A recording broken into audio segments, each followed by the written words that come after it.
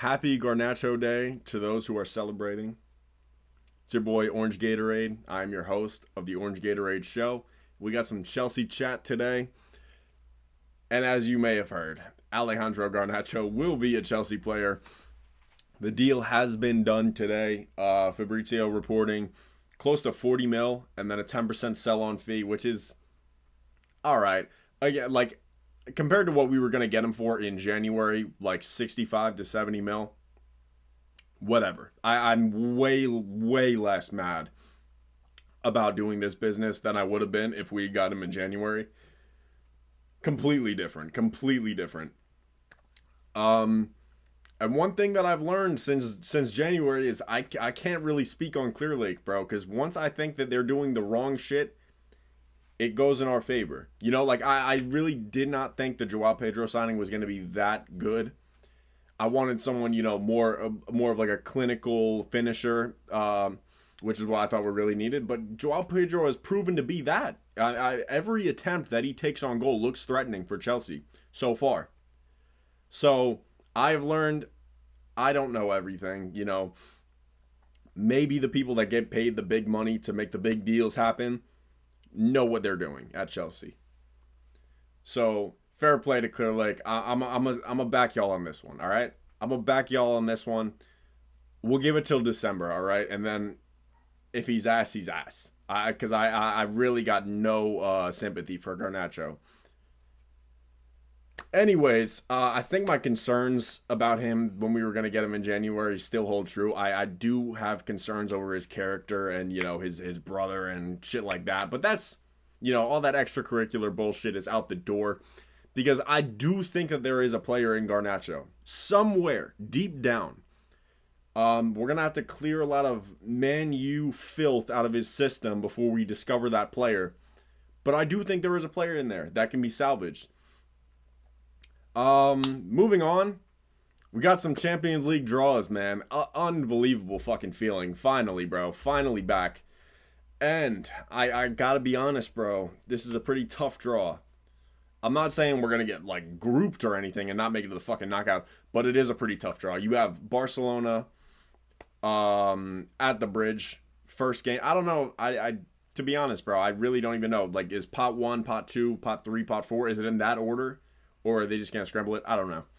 But yeah, Barcelona, Bayern Munich, Benfica, Atalanta, Ajax, Napoli, Pafos, and Karabag. Like, damn near all of those teams, aside from Pafos and Karabag, like, are quality fucking teams. I don't know if Atalanta are going to be very good this season. I haven't been keeping up with my Serie A, but I know Lukman is leaving, and he's probably their best player. Besides, what's his name, CVK or whatever the fuck. And then Napoli away, bro. We got to play, I think, was it 3 or 4 champions of their league? I don't know if Benfica won theirs. But we do have to play Bayern Munich, Barcelona, and Napoli. And that's a pretty tough task. But I think the boys will do it. I think we're going to surprise a lot of people. I do not have any like final predictions for how we're gonna end up in the UCL just yet, but I think we're gonna surprise a lot of people. I think we're gonna make a deep run. I do, I really do. In other transfer news, we have been linked to Fermin Lopez from Barcelona. Now, I gotta be completely honest here. Similar to Xavi Simons, I really haven't watched much of this guy, all right? I'm just taking the word from Barcelona fans that I'm seeing on Twitter, that I know in real life, because I have a life, and I'm just kind of going off of that. From what I hear, Fermin is a good player, and a lot of Barca fans don't want to see him leave. I don't think he wants to leave, matter of fact. So I am preparing for us to be rejected on this one. But if we could bring him in, that is fucking massive. I think it's a toss-up between either him and Xavi. It's an either-or situation. They're not going to be separate deals, as Fab would say. So it's one or the other. And Xavi is currently negotiating with Tottenham. I don't know, bro. First of all, Xavi is a fucking idiot, bro. Because why are you Why are you rejecting Bayern and City and now you're about to settle for Tottenham? I kind of feel bad. I kind of feel like we played him a little bit if he does end up going to Tottenham. I think that is kind of fucked up on Clearlake's part because he was holding out, holding out, holding out for weeks now. We've been trying to get this deal done. And he's turned down plenty of teams, plenty of good teams that want his services in hopes of becoming a Chelsea player. And now that it's looking like increasingly unlikely. So, honestly, bro, like I said, I really don't watch Bundesliga and La Liga every once in a while. I'll catch a big game, but it's not like my week to week leagues. So if you understand what I'm saying, I'll watch highlights and shit. So for me, Xavi, I'm literally like either or, but that's just on account of me having shitty ball knowledge. You know what I mean?